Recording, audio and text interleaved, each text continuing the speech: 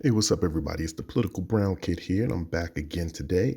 And I just want to drop this jewel on you about Blanqueamiento. I hope I'm saying that right. I know I'm not saying that right, but Blanqueamiento. But it's a special again. It's since this is Black History Month, where we're coming to the close of it. Should I say I don't even know when I'm going to post this. By the time y'all probably see it, it'll be September. I have no idea. That's just how behind I am and how lazy I am in doing certain things and getting things pushed out. But I've talked to you about this term before.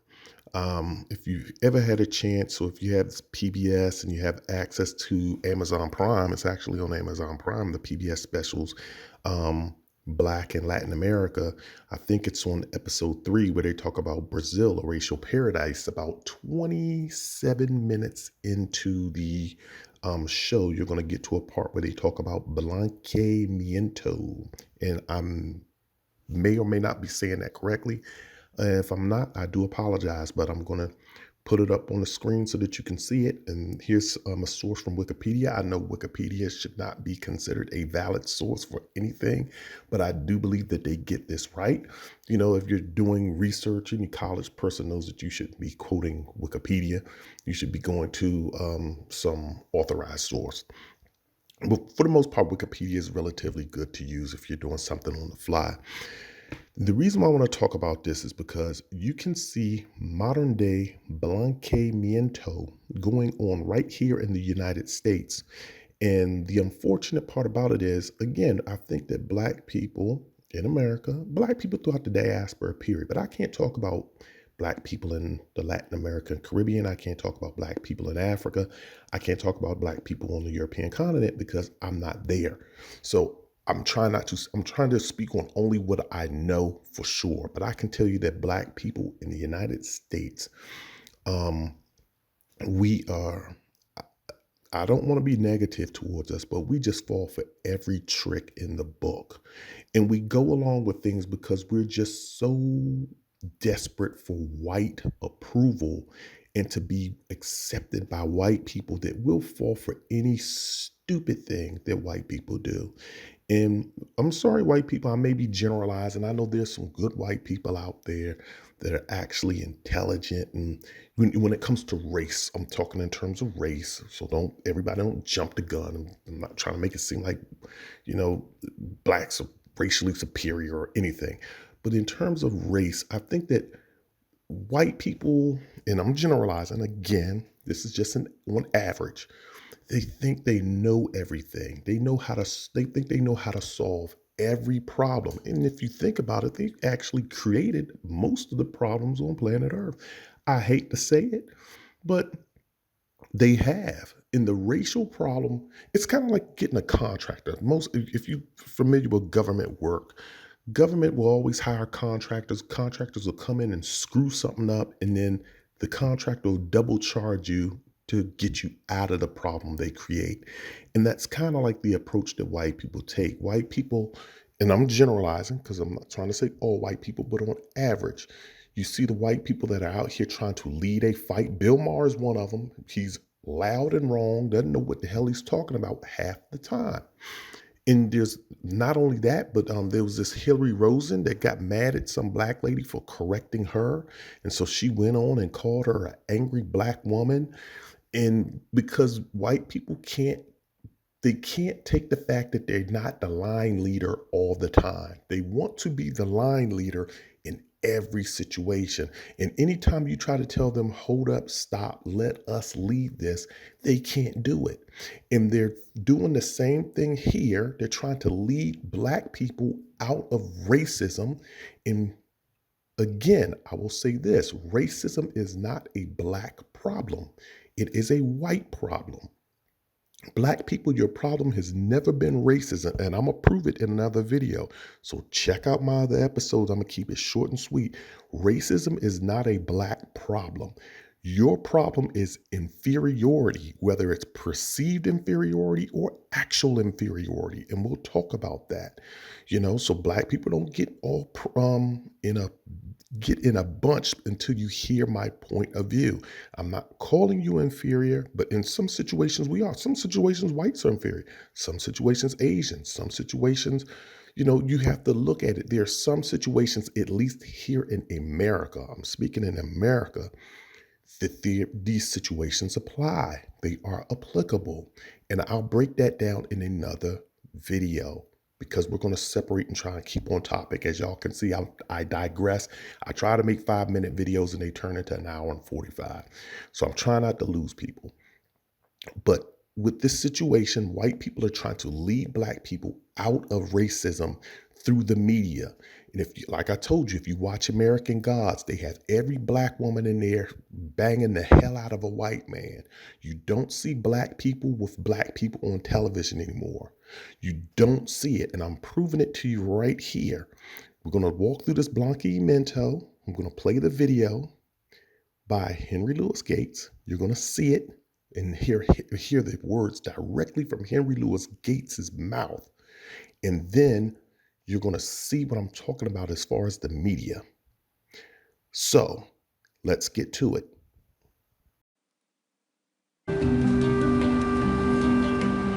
The Society for the Protection of the Needy is Bahia's oldest Afro-Brazilian organization. Founded in 1832, its members, free black men, raised funds to purchase the freedom of slaves. While some slaves managed to buy their freedom, slavery as an institution wasn't abolished here until 1888, making Brazil the last country in the New World to do so. Even then, abolition didn't usher in the dramatic transformation that many Afro-Brazilians had hoped. When slavery was abolished, what did the white elite think about the legacy of African culture in Brazil? What bothered them, or the biggest problem, was how to deal with the population of color. Various intellectuals believed for Brazil to become a civilized country, it had to have a process of whitening. For this reason, the government invested a great deal in European immigration to the country. The Brazilian government paid for more than 4 million Europeans to migrate to Brazil. This was part of a process known as Blanqueamiento, whitening. The government hoped that these new immigrants would outnumber the black people and breed with them, over time whitening the face of Brazil, both its gene pool and its culture. From then on, the government began to persecute practices that were seen as black, like candomblé and capoeira, trying to convince people that these practices were barbaric and that it was a civilizing act to stop them.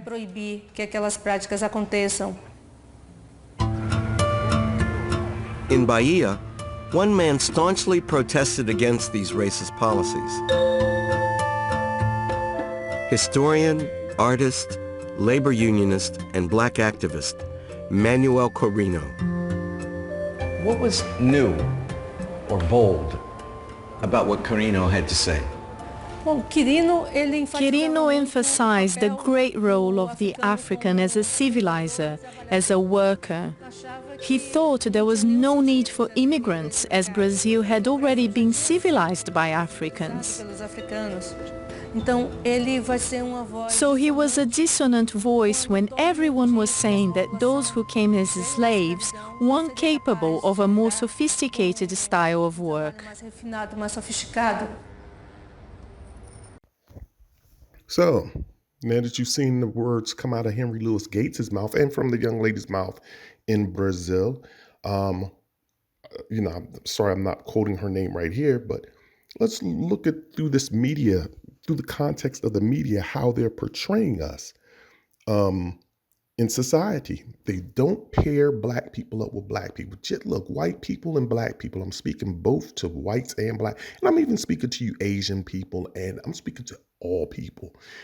You don't have to show sexual or racial or interracial marriages and sexual relationships between blacks and whites in order to say that there is a race unification. That is probably the most ignorant thing you can ever say, that the way we're going to solve racism is through sex and sexually um, having sexual intercourse with one another. It is an ignorant statement. Probably the most ignorant thing you can ever think of. That goes back to slave terminology.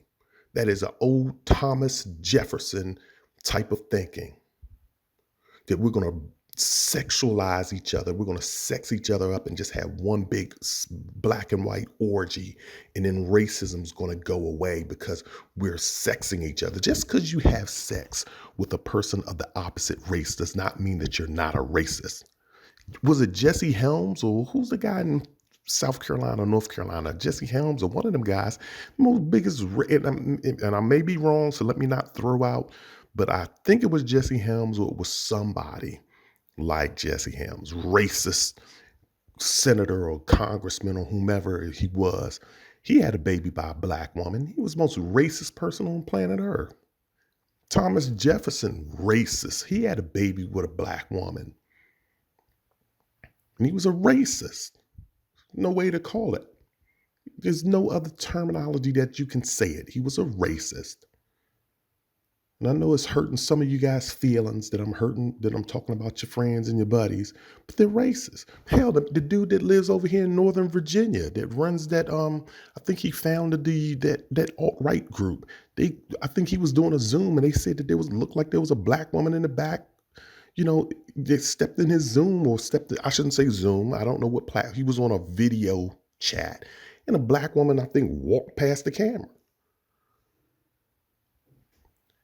There are people who are true racists and have racist ideologies, but just because, and that, I mean, take me. I mean, I'm telling you, I'm a black guy, but and I love black people, and I don't. I'm married, but if a white woman, if I was single and a white woman walked past me and her body was right, face was right, and she was giving me the time of day, you think I'm not going to tap that? If I'm single, you think I'm not going to tap it? I'm going to tap it. I'm going to smack it up, flip it, and rub it down, just like BBD said. That's what I'm going to do. But then if a white dude comes along, I'll be like, I'm probably not, more or less likely, me and him ain't hanging out. We ain't cool like that. That's just the way, and I'm not trying to say I don't hang out, but my thing is, more than less likely, I'm going to gravitate towards my own community. I'm born and raised in the city. I come from a different environment. But you take a dude will stick his thing anywhere. And if a woman is willing and docile enough to go along with our crazy beliefs, as us as racists, and she's willing to put up with our foolishness, so be it. And a lot of slaves did that for better lives. A lot of black women did it post-slavery to put up and have a better life. So just because you're sexing someone doesn't mean that you have cured racism and you're not a racist because you got a black grandbaby, or because your girlfriend's black, or because your wife's black, or because you're black and you have a white wife doesn't mean you're not prejudiced. Black's really not racist because we don't have the power. Again, the inferiority. We're inferior in terms of power, whether it's military power, political power, financial power. We cannot control a system against someone, but we can be prejudiced. Yeah. We can discriminate, but there can be people like that, but have a white wife or white girlfriend. People do it. So, look at all of the media that you see. The best way, you don't see people talk about homosexuals and say, well, the best way to solve the homosexual problem so that homosexuals and heterosexuals can get along better is let's just sex each other up. Let's just have all the homosexuals and all the heterosexuals get together and we'll just bang each other. And the heterosexual feud will go away. You don't hear with the women's movement, with the Me Too movement, you don't hear the women talking about, hey, in order for this Me Too in order for the women and the men to get along together, let's just have sex and let's just bang each other out. And then, the Me Too movement will go away, or the women's rights, the women's suffrage movement will go away because we're all banging each other. They don't do that with any other movement but the black movement. Just say, hey, look, in order to solve this black problem, let's just bang each other and then create these little super babies and have them run and take over the earth. That's all they do. Look at these commercials. As I'm talking, I'm showing you these commercials. All you're seeing is black women. Again, black men, you are persona non grata. You are persona non grata. You are an unwanted person in the United States in 2020 and going and beyond. We're into 2021. This has been going on for a while. Look at all of this. In all of these commercials, all you're going to see is a black woman paired up with a white man. But what I'm trying to say to you is this: you're going to see commercials on television that'll show you white love. You're going to see beautiful white people, beautiful white woman with a beautiful white man or handsome white man.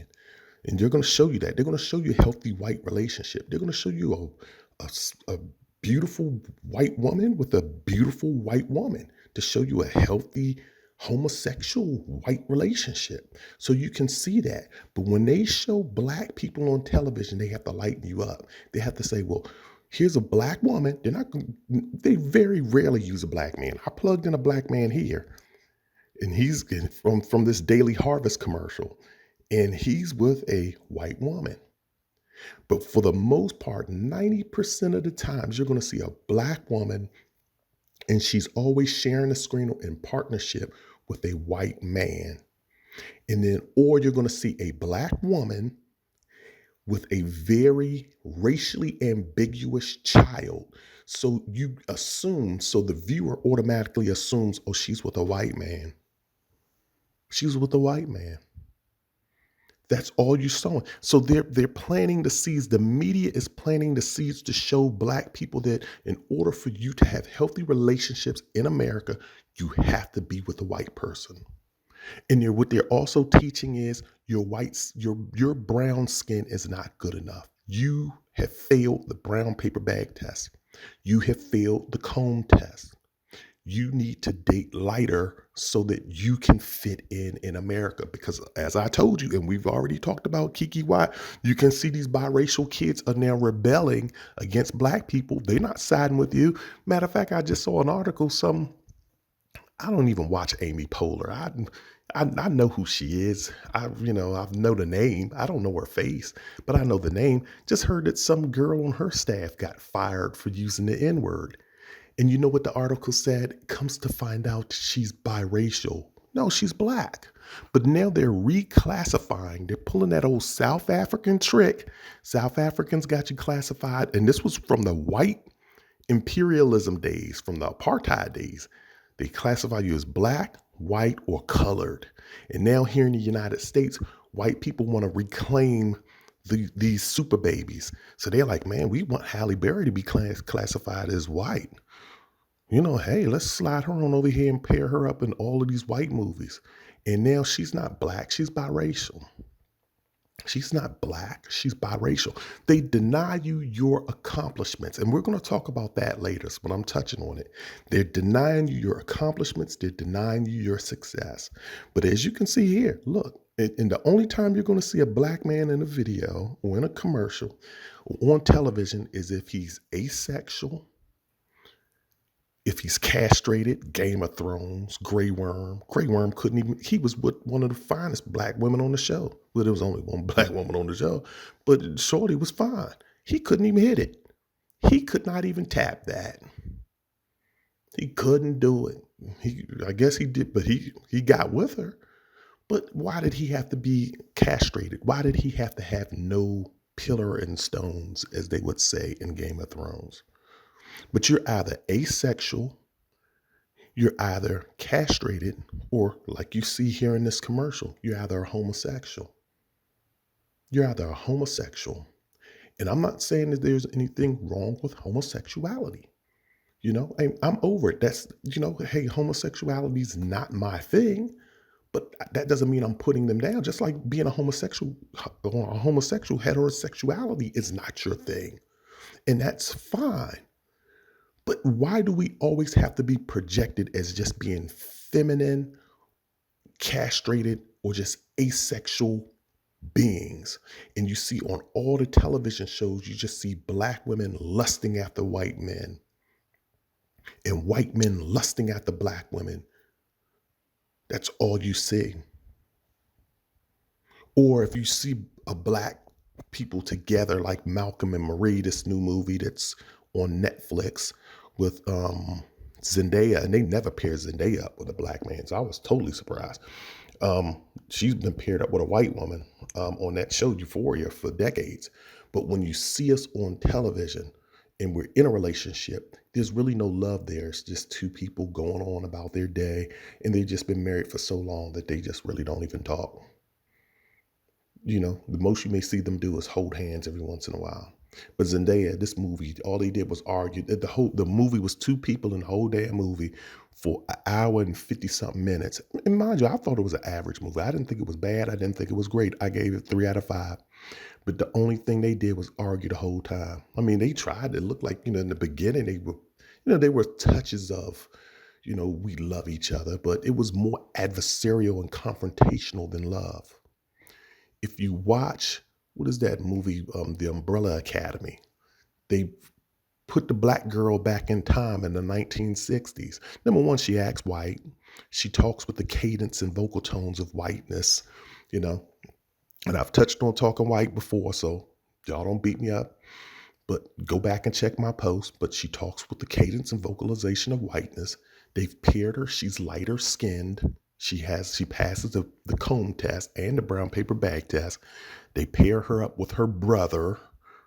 They're adopted, but they pair her up with her white brother, and they've been lusting after each other since they were damn near hit pre-puberty. But now, during the third season, spoiler alert for you guys, all of them get blasted back in time into the 1960s. She's with a black man. They barely held hands in this whole damn show. Her and this black dude barely held hands. He was so involved in the civil rights movement, and she was there kind of helping out. But they didn't even really talk to each other throughout the whole damn show. But yet the white guy, when he finally hooks back up with her in 1960 and he sees her and he sees that she's married, he's so emotionally distressed that he lets somebody he gets into a fighting match, and he just gives up fighting because he just wants all of the pain. He just wants to feel the pain, because as the guy is beating him up, as this other guy is brutalizing him, all you can see is him thinking and flashing back to the love of his life, this black woman. This is what in the scene, if you watch it, it was so powerful. You can say, damn, he really loves this woman. He really feels for her. You don't feel that when the black woman is with the black man. They just did it just to say, see, we've paired her up with a black guy. See, she likes black men. They just did it to appease a viewer. That's all that was about. And because of the time period, it was 1960. So I'm going to end this video here. This is, I'm just trying to shed some light on you guys. And I'm going to talk about I'm going to do a video directed towards you white people. I have to, because you white people just you guys are missing the mark. You guys are you always want to lead something and you wind up making it worse. Damn Tillicum was trapped in a damn Sea World for 25,000 years. And the only way he got out was through death. You couldn't even help him out. Let us solve the race problem. Let us lead the race problem, because you're screwing us up psychologically while you fix your problem of racism. As you go about fixing your problem of racism through Blanqueamiento, you're screwing up the black race. That's what you're doing. And by the time people realize that what white people are doing, it's going to be too late. It's going to be 35 black. We're going to have fewer black people in this country than Indians. Everybody else is going to be classified as biracial or white. And the black people that are going to be left here are going to be in poverty. They're going to be in squalor.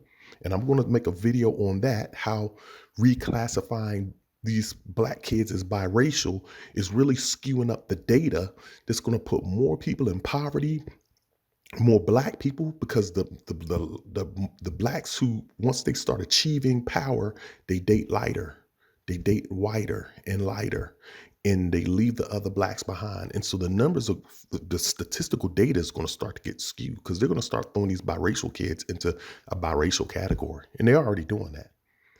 Let us lead on race, so we can stop this crap and go back to at least Bill Cosby had it correct. He showed you a healthy black relationship with a healthy black family. And we haven't seen it since the Cosby Show. I know you guys gonna say, well, what about Blackish? What about Blackish? Not really. They always want to talk about how not black they are. I stopped watching that show.